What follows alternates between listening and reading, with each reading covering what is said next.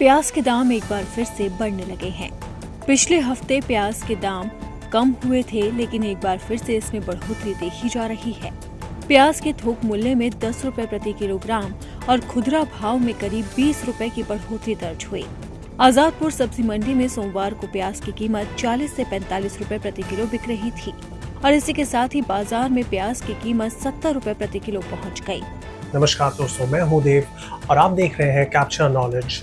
और आज हम बात करने वाले हैं एक ऐसे स्कैम की जिसमें आम मिडिल क्लास और लोअर क्लास का पैसा चोरी हो रहा है।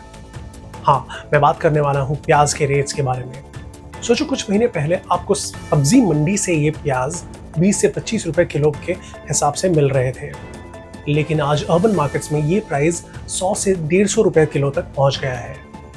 क्या ये सिर्फ डिमांड सप्लाई का खेल है या सरकार, ट्रेडर्स और पॉलिटिकल नेक्सस मिल के इस स्कैम का खेल खेल रहे हैं? ये सिर्फ महंगाई नहीं है, एक वेल प्लान्ड स्कैम है जो हम सब की जेब खाली कर सकता है। आज के एपिसोड में हम इन सब पे डिटेल्स में बात करेंगे। तो चलिए शुरू करते हैं। दोस्तों, ये जो प्याज का स्कैम चल रहा है ना, उसका असली जिम्मेदार या उसके असली मास्टरमाइंड सिर्फ ट्रेडर्स नहीं है, बल्कि पॉलिटिशियंस भी पूरी तरीके से मिल के लूट मचा रहे हैं। और ये सिर्फ एक स्पेकुलेशन नहीं है, बल्कि सरकारी डॉक्यूमेंट्स और इंपोर्ट एक्सपोर्ट्स के डेटा पे रिसर्च करके मैं बात कर रहा हूँ। 2024 में सरकार ने ऑनियन एक्सपोर्ट पे 40% ड्यूटी लगा दी, बोलने को ताकि डोमेस्टिक मार्केट स्टेबल रहे।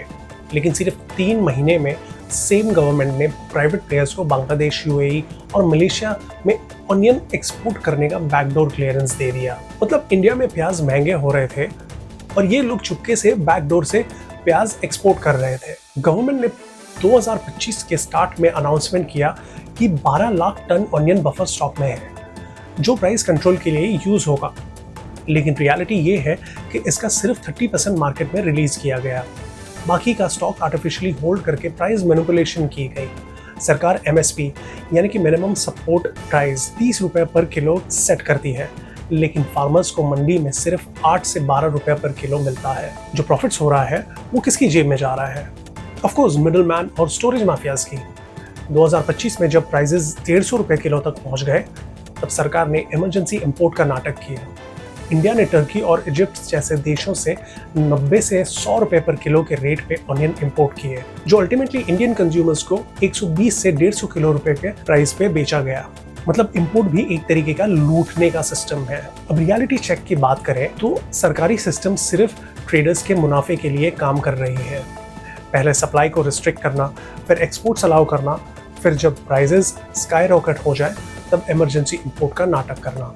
हर स्टेप पे आम आदमी की जेब काटी जा रही है। क्या ये सिर्फ इनकॉम्पिटेंस है या जानबूझ के हर मिडिल क्लास या लोअर क्लास का पैसा हड़पने का एक और नया तरीका है? दोस्तों, ये स्कैम सिर्फ सप्लाई साइड का मसला नहीं है। सरकार की टैक्सेशन पॉलिसीज ने भी आम आदमी की जेब धीरे धीरे काटने का और तरीका ढूंढ लिया है। प्याज, जिसे हर मिडिल क्लास घर का एक एसेंशियल फूड आइटम माना जाता है, उस पर हिडन चार्जेस और इनडायरेक्ट टैक्सेस का ऐसा गेम चल रहा है कि आप सोच भी नहीं सकते। क्या आपको पता है कि 2024 में प्याज पर 5% जीएसटी लगाने का डिसीजन आया? इससे पहले ये कैटेगरी टैक्स फ्री थी। मतलब जो चीज़ एक नेसेसिटी है, उस पे भी पॉलिटिशियंस रेवेन्यू कमा रहे हैं। आप जो भी प्याज ले रहे हो, उसका एक बड़ा हिस्सा डीजल प्राइसेस और ट्रांसपोर्टेशन कॉस्ट में चला जाता है। डीजल के टोटल प्राइस का 55% सिर्फ टैक्स है। जब भी पेट्रोल और डीजल का रेट बढ़ता है तो इसका इम्पैक्ट डायरेक्टली फूड इन्फ्लेशन पर पड़ता है। अब एक और शॉकिंग फैक्ट की बात करते हैं। अगर एक आदमी महीने में 10 किलो प्याज कंज्यूम करता है तो सिर्फ टैक्सेशन और एक्स्ट्रा चार्जेस की वजह से उसको 150 से 200 एक्स्ट्रा देने पड़ रहे हैं, जो पहले नहीं देने पड़ते थे। ये एक इंडिविजुअल इम्पैक्ट है। अब सोचो, ये पूरा देश मिल के कितना एक्स्ट्रा पैसा चुका रहा है। जब प्याज का असली कॉस्ट 30 से 40 होना चाहिए था, तो सरकारी टैक्स, ट्रेडर्स की लूट और ट्रांसपोर्ट कॉस्ट की वजह से 100 से 150 तक पहुंच गया है। मतलब आम आदमी को लूटने का हर लेवल पे गेम चल रहा है। पहले मंडी वाले, फिर होलसेलर्स, फिर गवर्नमेंट टैक्सेस और अब रिटेलर्स। अब बात करते हैं उस अनसेवरी पॉलिटिकल नेक्सस की जिसका रोल इस स्कैम में सबसे बड़ा है। इन्वेस्टिगेटिव रिपोर्ट्स और पॉलिटिकल एक्सपोजेस दिखाते हैं कि प्याज ट्रेड का लगभग 40% कंट्रोल कुछ बड़े प्लेयर्स के पास है। जिनमें से कुछ पॉलिटिशियंस के डायरेक्ट एसोसिएट्स भी हैं। एक रिपोर्ट के मुताबिक एक मिनिस्टर का खुद का कोल्ड स्टोरेज बिजनेस है, जहां माल रोक कर प्राइसेस आर्टिफिशियली इन्फ्लेट किए जाते हैं। ये कनेक्शन सिर्फ इलेक्शंस के टाइम ही नहीं बल्कि कंटिन्यूअस बेसिस पे आम जनता के लिए स्कैम क्रिएट करते हैं। किसी को ज़्यादा पता भी नहीं चला है कि पिछले 10 साल में इस सेक्टर में करप्ट प्रैक्टिसेस और प्राइस मैनिपुलेशन के बहुत सारे केसेस सामने आए हैं, जिससे आम आदमी का पैसा हड़प लिया जाता है और मिडिल क्लास की इकोनॉमी पर नेगेटिव इम्पैक्ट पड़ता है। दोस्तों, अब एक शॉकिंग रियलिटी चेक करते हैं। आपको पता है कि जो प्याज हम 100 से 150 रुपए पर किलो में ले रहे हैं, वही दुनिया में दूसरे देशों में कितने में बिक रहा है? पाकिस्तान में 50 रुपए किलो, चाइना में 40 रुपए किलो और यूएई में 60 रुपीस पर केजी। मतलब एक डेवलपिंग कंट्री होने के बावजूद भी चाइना और पाकिस्तान जैसे देश में प्याज हमसे आधे सस्ते दाम में बिक रहा है। अब सवाल उठता है कि हमारे देश में ऐसा क्यों हो रहा है? ग्लोबल मार्केट्स में इंडिया का एक्सपोर्ट प्राइस 30 से 40 रुपए पर किलो होता है, लेकिन वही प्याज जब डोमेस्टिक मार्केट में आता है तो उसकी कीमत हो जाती है 100 से 150 रुपए तक। मतलब जो चीज़ हम अपने फार्मर्स से सस्ते में ले रहे हैं, वो दूसरे देशों को सस्ती मिल रही है और हम खुद महंगा खरीद रहे हैं। इंडिया के मंडी सिस्टम में 60% तक सप्लाई चेन लॉस होता है। मतलब बीच में इतना वेस्टेज और इनएफिशिएंसी है कि actual consumer price unnecessarily shoot up कर जाता है। मतलब जो चीज़ हम एक्सपोर्ट करते हैं वो सस्ती, और जो चीज़ हम कंज्यूम करते हैं वो बहुत ज़्यादा महंगी। ऐसा क्यों?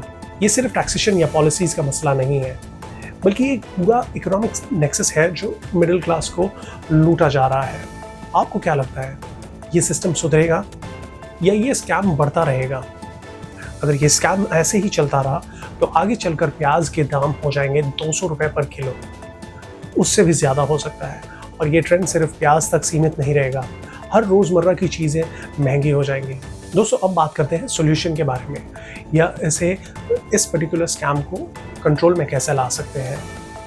ट्रांसपेरेंट और डिजिटलाइज मंडी सिस्टम, जहां हर ट्रांजैक्शन रिकॉर्ड हो, ताकि ट्रेडर्स और मिडलमैन जैसे लोग उनका कंट्रोल कम हो जाए। सरकार को एक्सपोर्ट इंपोर्ट पॉलिसीज को सुधारना होगा और बफर स्टॉक का सिस्टम रियल टाइम मॉनिटरिंग के साथ चलाना होगा। जीएसटी और ट्रांसपोर्टेशन टैक्सेस को रिवाइज करके कंज्यूमर बर्डन को थोड़ा सा कम करना चाहिए।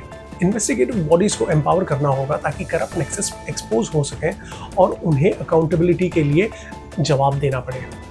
दोस्तों, ये स्कैम सिर्फ एक सब्जी का खेल नहीं है, ये हमारा फ्यूचर, हमारे किसानों की मेहनत और आम जनता का हक चुरा रहा है। अगर आज हमने आवाज़ नहीं उठाई तो कल हर रोज़मर्रा की ज़रूरत महंगी हो जाएगी। कमेंट सेक्शन में अपनी राय ज़रूर दें कि आपको लगता है कि सरकार इस स्कैम को रोक सकेगी। और अगर आप भी इस स्कैम से परेशान हैं तो इस वीडियो को शेयर करें, लाइक करें और कैप्चर नॉलेज को सब्सक्राइब करें, ताकि हम मिलकर इस लूट के खिलाफ आवाज़ उठा सकें। रिमेंबर, ट्रांसपेरेंसी एंड अकाउंटेबिलिटी से ही बदलाव आएगा। मैं हूं देव, आपका सच, आपकी आवाज़। जय हिंद।